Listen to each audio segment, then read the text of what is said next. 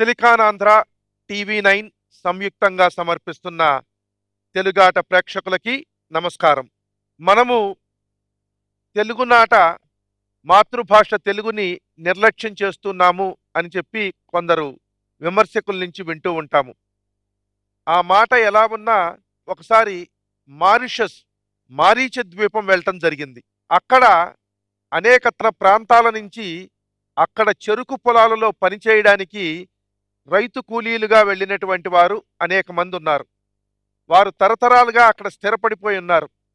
కానీ ఈనాటికి కూడా ఎన్ని తరాలు గడిచినా తెలుగు భాష పట్ల వాళ్ళకి మక్కువ ఏమాత్రమూ పోలేదు. వాళ్ళ భవిష్యత్తులో తెలుగుని కాపాడుకోవటం ఎట్లాగా, వారు సరిగ్గా తెలుగు చదవలేరు.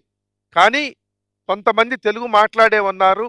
అక్కడ సంజీవ అప్పడు అనేటువంటి ఆయన చాలామందితో పందెం కలుస్తూ ఉంటారు. నేను గంటసేపు మాట్లాడితే నేను మాట్లాడిన దాంట్లో ఒక ఆంగ్ల పదం దొల్లిన పదానికి మీకు 1000 రూపాయలు ఇస్తారని. మనము ఈ రోజున చాలామంది మాట్లాడుతుంటే అలా తెలుగు పదాలు దొర్లితే 1000 రూపాయలు ఇవ్వవలసినటువంటి స్థితికి రాకముందే మన భాష పట్ల మనము మమకారాన్ని పెంచుకుని 10 మందితో పంచుకుందాం. ఈనాటి తెలుగాటలో పాల్గొంటున్నటువంటి ఆటగాళ్ళని ఇప్పుడు మీకు పరిచయం చేద్దాం.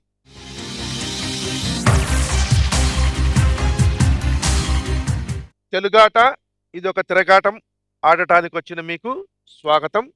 మనం ఆట ప్రారంభించడానికి ముందు ఆటగాళ్ల వివరాలు తెలుసుకోవాలని మన ఆటని చూసే ప్రేక్షకులకు ఉంటుంది.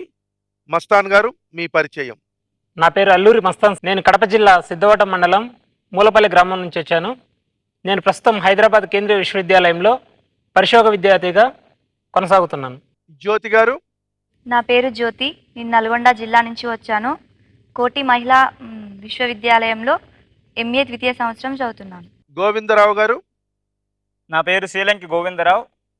నా స్వస్థలం శ్రీకాకుళం జిల్లా. నేను ప్రస్తుతం శ్రీ వెంకటేశ్వర విశ్వవిద్యాలయంలో తెలుగు ద్వితీయ సంవత్సరం విద్యను అభ్యసిస్తున్నాను. కుమారి గారు. తెలుగాట ప్రేక్షకులకు నమస్కారం. నా పేరు బి కుమారి. చిత్తూరు జిల్లా అనుచెరు గ్రామం నుంచి వచ్చాను. ప్రస్తుతం కేంద్రీయ విశ్వవిద్యాలయంలో ద్వితీయ సంవత్సరం చేస్తున్న తెలుగు MA. ఈనాటి ఆటలో 3 ఆవృత్తాలు ఉంటాయి. మొదటి 2 ఆవృత్తాల్లో 4 అంశాల చొప్పున 12 ప్రశ్నలు ఉంటాయి. అంతిమ తిరకాటంలో 1 ప్రశ్న ఉంటుంది.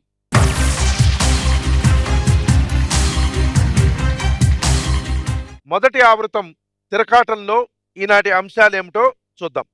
సహజ వనరులు, ఋతువులు, శ్రీనాథుడు, అంకెలు. మస్తాన్ గారు, తొలి ప్రశ్న ఎన్నుకునే అవకాశం మీది. శ్రీనాథుడు 100. పల్నాటి వీర చరిత్ర ఎవరికి అంకితం ఇవ్వబడింది? గోవిందరావు గారు. చెన్నకేశవ స్వామికి. చెన్నకేశవ స్వామికి సరి అయినటువంటి సమాధానము. 100 గుణాలు గెలుచుకున్నారు గోవిందరావు గారు. తర్వాతి ప్రశ్న ఎన్నుకునే అవకాశం గోవిందరావు గారు మీది. సహజ వనరులు 100. తెలంగాణలో బొగ్గు నిక్షేపాలు ఎక్కువగా ఉన్న ప్రాంతం ఏది? గోవిందరావు గారు. సింగరేణి. సింగరేణి సరి అయిన సమాధానము. 100 గుణాలు గెలుచుకున్నారు. తర్వాతి ప్రశ్న అడిగే అవకాశం మీది. ఋతువులు 100. ఆశ్వయుజ కార్తీక మాసాల్లో ఏ ఋతువు ఉంటుంది? గోవిందరావు గారు. శరదృతువు. శరదృతువు సరి అయినటువంటి సమాధానము. 100 గుణాలు గెలుచుకున్నారు. తరువాతి ప్రశ్న ఎన్నుకునే అవకాశం గోవిందరావు గారు మీది. అంకెల 100. 8 సున్నాలున్న అంకె ఎంత? మస్తాన్ గారు. కోటి. తప్పు సమాధానం. 10 కోట్లు. ప్రయత్నం చేస్తారా? 10 కోట్లు. 10 కోట్లు సరి అయినటువంటి సమాధానము. తర్వాతి ప్రశ్న ఎన్నుకునే అవకాశం జ్యోతి గారు మీది. శ్రీనాథుడు 300. చిన్నారి పొన్నారి వయసులో శ్రీనాథుడు రచించిన రచన పేరేమిటి? గోవిందరావు గారు. మరుత్తరాజ చరిత్ర. మరుత్తరాజ్ చరిత్ర సరి అయినటువంటి సమాధానము. 300 గుణాలు గెలుచుకున్నారు. తర్వాతి ప్రశ్న ఎన్నుకునే అవకాశం మీది. సహజ వనరులు 300. తెలుగు రాష్ట్రాల్లో ఇనుము గనులు ఎక్కడున్నాయి? మస్తాన్ గారు. కడప, అనంతపురం. తప్పు సమాధానం.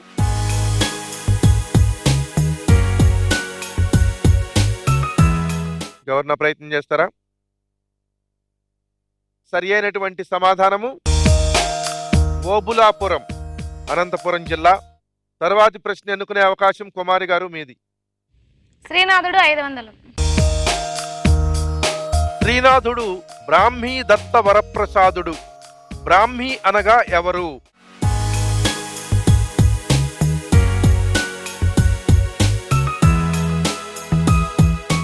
ఒక పురుషుని పేరుని స్త్రీలింగంలో చెప్పినప్పుడు బ్రహ్మ భార్య బ్రాహ్మీ సరస్వతీదేవి.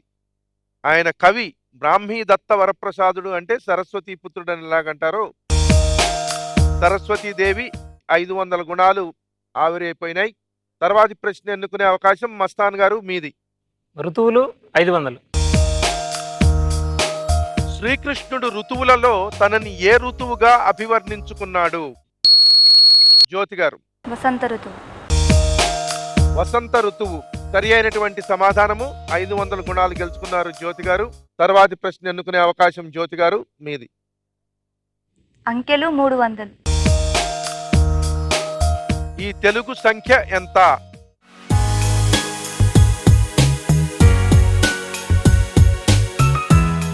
సరి అయిన సమాధానము 6. తర్వాతి ప్రశ్న అడిగే అవకాశం మస్తాన్ గారు మీది. ఋతువులు 300. హేమంత ఋతువు ఏ నెలల్లో ఉంటుంది? గోవిందరావు గారు. మార్గశిర పుష్యం. మార్గశిరము పుష్యము సరి అయినటువంటి సమాధానము. 300 గుణాలు గెలుచుకున్నారు గోవిందరావు గారు. తర్వాతి ప్రశ్న ఎన్నుకునే అవకాశం మీది. అంకెలు 500. ఈ సంఖ్య ఎంత? గోవిందరావు గారు. 369. 369 సరి అయినటువంటి సమాధానము. 500 గుణాలు గెలుచుకున్నారు. ఆఖరి ప్రశ్న సహజ వనరులు 500. తెలుగు రాష్ట్రాల్లో వజ్రాల గనులు ఎక్కడున్నాయి? గోవిందరావు గారు. అనంతపురం జిల్లా వజ్ర కరూర్. సరి అయినటువంటి సమాధానం కాదు. ముగ్గురులో ఎవరన్నా ప్రయత్నం చేస్తారా? సరి అయిన సమాధానం హైదరాబాదులోని గోల్కొండ, గుంటూరు జిల్లాలోని కొల్లూరు గనులు. దీంతో మొదటి ఆవృతం తిరకాటం ముగిసింది. మస్తాన్ గారు, కుమారి గారు ఇంకా ఏమీ గుణాలు సంపాదించలేదు, శూన్య స్థితిలోనే ఉన్నారు. జ్యోతి గారు 600 గుణాలు, గోవిందరావు గారు 1400 గుణాలతో రెండవ ఆవృతం రెట్టింపు తిరకాటంలోకి ప్రవేశించబోతున్నాము. అక్కడ 100,000 గుణాలు సంపాదించుకునే అవకాశం మీకుంటుంది కనుక దానికి సంసిద్ధులై ఉండండి. రెట్టింపు తిరకాటం ఆడడానికి సిద్ధమా? సిద్ధం.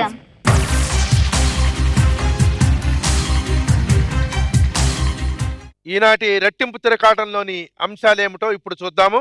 జాతీయాలు, కలం పేర్లు, వీరెవరు, ప్రదేశాలు. కుమారి గారు మొదటి ప్రశ్న ఎన్నుకునే అవకాశం మీది. కలం పేర్లు 1000. శారద కలం పేరుతో రచనలు చేసిన వారెవరు? కుమారి గారు. నటరాజన్. నటరాజన్ సరి అయినటువంటి సమాధానము. మీ వేలిపట్టి విజయం నడిపించడానికి అవకాశం ఉన్నటువంటి 1000 గుణాలని గెలుచుకున్నారు. తర్వాతి ప్రశ్న ఎన్నుకునే అవకాశం కుమారి గారు మీది. కలం పేర్లు 600. కారా కలం పేరుతో కథలు రాసిన వారు ఎవరు? గోవిందరావు గారు మీ సమాధానం. కాళీపట్నం రామారావు. కాళీపట్నం రామారావు గారు సరి అయినటువంటి సమాధానము. 600 గుణాలు గెలుచుకున్నారు గోవిందరావు గారు. తర్వాతి ప్రశ్న అడిగే అవకాశం మీది. జాతీయాలు 200. చెవి కోసుకుంటాను అనే జాతీయానికి అర్థం ఏమిటి? మస్తాన్ గారు. గుసగుసలాడుతానని. తప్పు సమాధానం.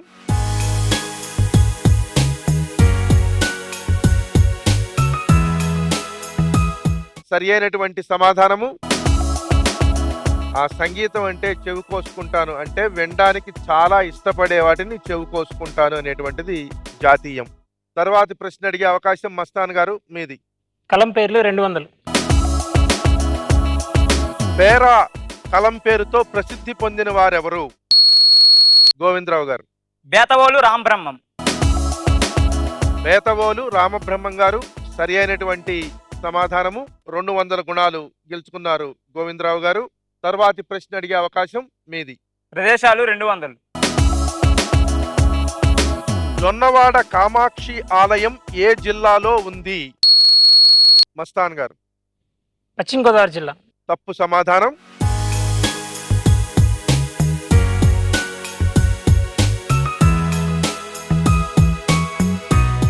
సరి అయినటువంటి సమాధానము నెల్లూరు జిల్లాలో ఉంది.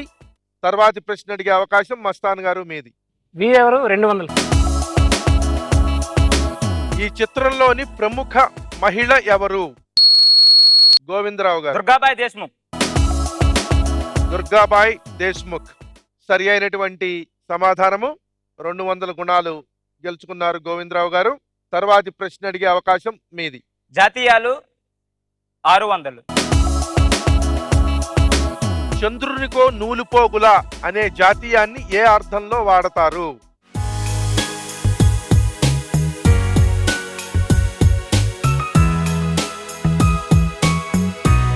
ఎవరన్నా ప్రయత్నం చేస్తారా? సరి అయినటువంటి సమాధానము తన వంతు సహాయం చేయటాన్ని చంద్రునికో నూలుపోగులాగా అని వాడతాం. తర్వాతి ప్రశ్న ఎన్నుకునే అవకాశం జ్యోతి గారు మీది. జాతీయాలు 1000. అతడంటే చాలా భయం అనే అర్థంలో వాడే జాతీయాన్ని చెప్పండి.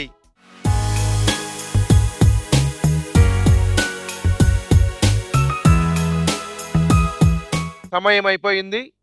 సరి అయినటువంటి సమాధానం అతడంటే ఆమెంటే సింహ స్వప్నం అంటారు. 1000 గుణాలు అలాగా ఆవిరైపోయినాయి. తర్వాతి ప్రశ్న ఎన్నుకునే అవకాశం గోవిందరావు గారు మీది. ప్రదేశాలు 600. యాదగిరి గుట్ట ఏ జిల్లాలో ఉంది? జ్యోతి గారు. పాత జిల్లా నల్గొండ, కొత్తది యాదగిరి. యాదాద్రి. నల్గొండ జిల్లా సరి అయినటువంటి సమాధానము. 600 గుణాలు గెలుచుకున్నారు జ్యోతి గారు. తర్వాతి ప్రశ్న ఎన్నుకునే అవకాశం మీది. వీరెవరు? 600. ఒగ్గు కథకు అంతర్జాతీయ ఖ్యాతి తెచ్చిన ఈ తెలంగాణ ప్రముఖులెవరు? జ్యోతి గారు. రాములు. రాములు పూర్తి పేరు మిద్దె రాములు. సరి అయిన సమాధానం. 600 గుణాలు గెలుచుకున్నారు జ్యోతి గారు. తర్వాతి ప్రశ్న ఎన్నుకునే అవకాశం మీది. ప్రదేశాలు 1000. సువర్ణముఖి నదీ తీరాన గల శైవ క్షేత్రం ఉన్న ఊరు పేరు ఏమిటి? మస్తాన్ గారు. శ్రీకాళహస్తి. శ్రీకాళహస్తి సరి అయినటువంటి సమాధానము. 1000 గుణాలు గెలుచుకున్నారు. ఆఖరి ప్రశ్న వీరెవరు? 1000 గుణాలు. రైతు బాంధవుడు అని ఎవరిని పిలుస్తారు? గోవిందరావు గారు. ఎన్జి రంగా. ఎన్జి రంగా సరి అయినటువంటి సమాధానము. ఆచార్య ఎన్జి రంగా. ఆయన పేరుతో వ్యవసాయ విశ్వవిద్యాలయం కూడా ఉంది. దాంతో మీరు 1000 గుణాలు గెలుచుకున్నారు గోవిందరావు గారు. ఈ 2 ఆవృతాలు పూర్తయ్యేసరికి మస్తాన్ గారు 1000, జ్యోతి 1800, గోవిందరావు 3400, కుమారి 1000 గుణాలతో ఉన్నారు. అంతిమ తిరకాటంలో మీరు చేసేటువంటి వ్యూహ రచనను బట్టి మీ నలుగురిలో 2 ఈ ప్రాథమిక పోటీ నుండి ప్రత్యంత పోటీకి అర్హత సంపాదిస్తారు. దానికి కావలసినటువంటి వ్యూహ రచన మీరు చేస్తూ ఉండండి. నాటి తెలుగాట ఇదొక తిరకాటంలో ఆఖరి ఘట్టానికి చేరాము.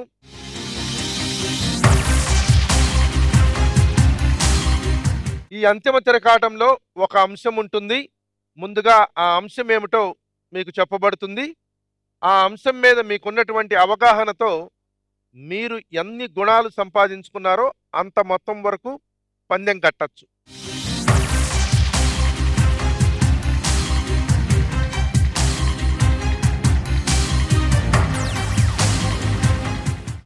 తర్వాత మీకు ప్రశ్న తెలియజేయబడుతుంది.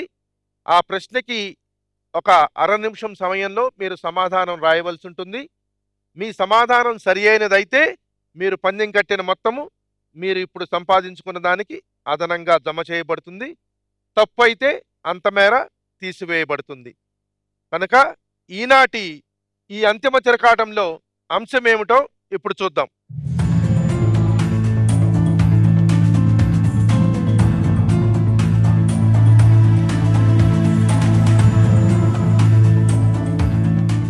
ప్రాచీన సాహిత్యం అనేటువంటిది అంశము. మీరు ఎంత పందెం కట్టదలుచుకున్నారో అక్కడ ముందుగా రాసి పక్కన పెట్టండి.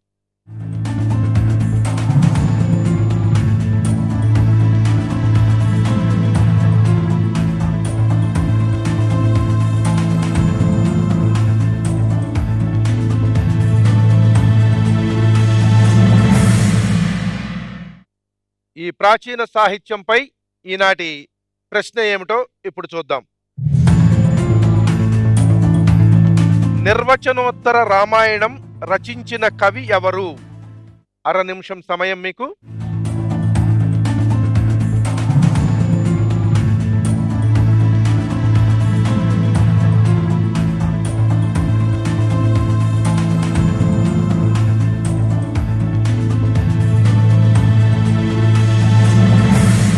సమయం అయిపోయింది. మస్తాన్ గారు మీ సమాధానం ఏం రాశారు? తిక్కన. తిక్కన. పందెం కట్టిన మొత్తము 1000 గుణాలు. ఉన్నది మొత్తం పెట్టేశారు. ఏం జరుగుతుందో చూద్దాం. జ్యోతి గారు మీ సమాధానం? నన్నయ్య. నన్నయ్య. మీరు పందెం కట్టిన మొత్తము 200 గుణాలు. గోవిందరావు గారు మీ సమాధానం? తిక్కన. తిక్కన. మీరు పందెం కట్టిన మొత్తము 200. కుమారి గారు మీ సమాధానం? తిక్కన్. తిక్కన. మీరు పందెం కట్టిన మొత్తము 1000. సరి అయిన సమాధానము తిక్కన. మస్తాన్ గారు మీ 1000 2000 అవుతుంది. జ్యోతి గారు మీ సమాధానం తప్పు. 200 తగ్గి మీరు 1600 దగ్గరికి వచ్చారు. గోవిందరావు గారు మీ సమాధానం సరి అయిన సమాధానము. దాంతో మీరు 200 గుణాలు గెలుచుకుని 3600 దగ్గరకు వచ్చారు. కుమారి గారు మీ సమాధానం సరి అయినది. గోవిందరావు గారు మీరు మీ 3600 గుణాలతో ప్రత్యంత పోటీకి అర్హత సంపాదించారు. ప్రత్యంత పోటీకి వెళ్ళడానికి అర్హత సంపాదించడానికి కావలసినటువంటి ఇద్దరిలో కుమారి గారు మస్తాన్ గారు తిరిగి ఒకే విధమైన గుణాలు సంపాదించడంతో మీ ఇద్దరిలో ఒకరిని ఎన్నుకోవాలి. ఇప్పుడు మీ ఇద్దరి మధ్య ఒకరు ప్రత్యంత పోటీకి ఎవరు వెళ్తారో నిర్ణయించడానికి ఉన్నటువంటి అంశము కవితా శైలి. ఒక్కొక్క కవికి ఒక్కొక్క శైలి ఉంటుంది. ఆ కవితా శైలి మీద ప్రశ్న ఉంటుంది. మీరు పందెం కట్టేటువంటి మొత్తము అక్కడ రాసి పక్కన పెట్టండి.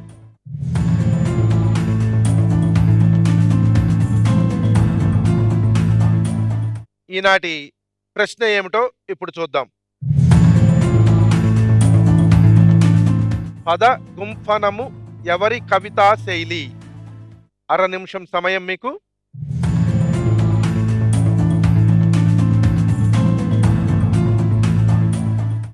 సమయము అయిపోయింది. మస్తాన్ గారు మీ సమాధానం? తెనాలి రామకృష్ణ. తెనాలి రామకృష్ణుడు.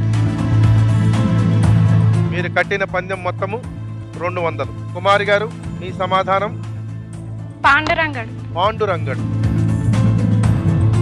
మస్తాన్ గారు మీరు రాసినటువంటి సమాధానము సరి అయిన సమాధానము. దాంతో మీరు 2200 గుణాలకి చేరుకున్నారు.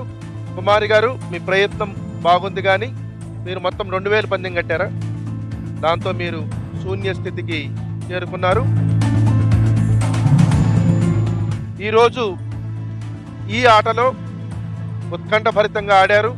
కుమారి గారు చాలా దగ్గరికి వచ్చి కొద్దిలో తప్పారు. భవిష్యత్తు ఆటలో మళ్ళా మీకు ఇక్కడ ఆడడానికి అవకాశం ఉంటుంది. జ్యోతి గారు మీకు కూడా. గోవిందరావు గారు 3600 గుణాలతోనూ, మస్తాన్ గారు 2200 గుణాలతోనూ, నేటి ప్రాథమిక పోటీల నుండి ప్రత్యంత పోటీకి అర్హత సంపాదించారు. అందరికీ అభినందనలు. ఇప్పుడు మన ప్రేక్షకులకి ధన్యవాదాలు తెలియదు.